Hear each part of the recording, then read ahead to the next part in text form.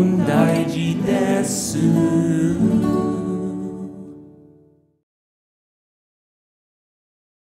So the show is four improvisers in Los Angeles spending an hour and a half with musicians, artists, actors, or just people we like hanging out with. It's just a very relaxed atmosphere. There's usually alcohol flowing. I have the most important role in the show as I am the host of the show. So you're like the god. Yeah, in so many words. You said those words, I didn't say those words. I think he's the voice of the show. I mean, I know that might be giving him a little bit more responsibility. And Joe is just oppressive by nature. Controls everything. Like a neo-Nazi slave driver. Yeah, like a neo-Nazi. Joe, it's cordial. He's the kind of guy I wouldn't call him and like spend time with him, but if I saw him like out at the movies, I'd say hi. So Joe doesn't do anything?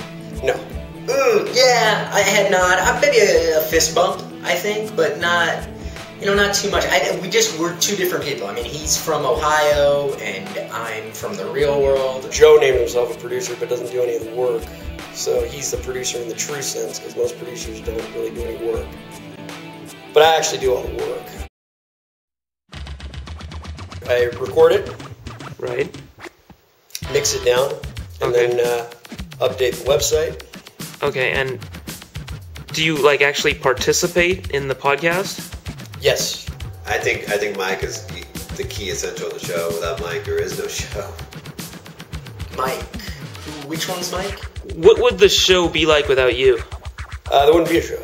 I think Mike does a great job, even though he does go crazy or batshit. Yeah, I'm sort of the architect, if you will. The glue that holds everything together. I think in the history of bad ideas, there's been his drive-through seafood restaurant, I believe.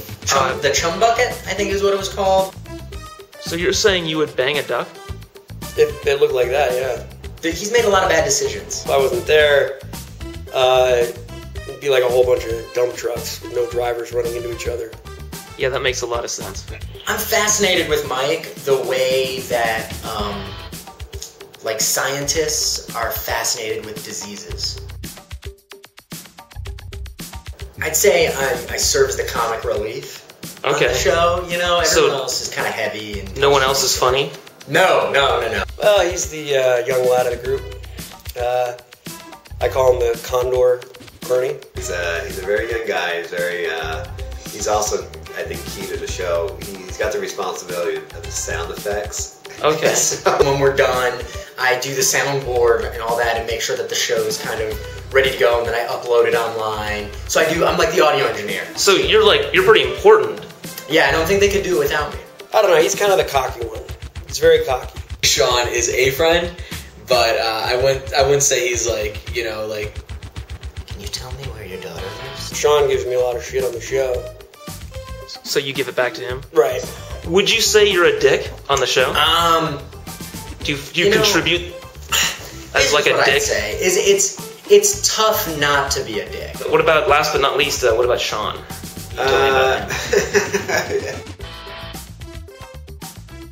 Kind of like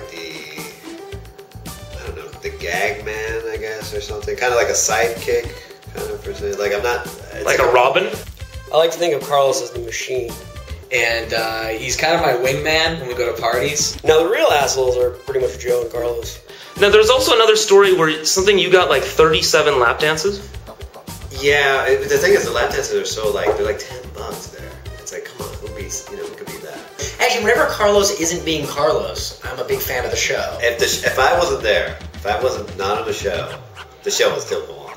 Carlos, he'll be your best friend, but you don't want to get on the bad side of Carlos. One time, one girl, I must have given her, she was going to be 15 straight lap dances because she was so hot. Wow. She was exhausted. She was tired of you. I've never gone to a strip club with Carlos, although I think that would be fun. Her dance moves, her dancing, or just stripper dancing, whatever, it got so old, monotonous, that you could tell that she didn't know what to do. It was just like a machine. Yeah, it was like a robot.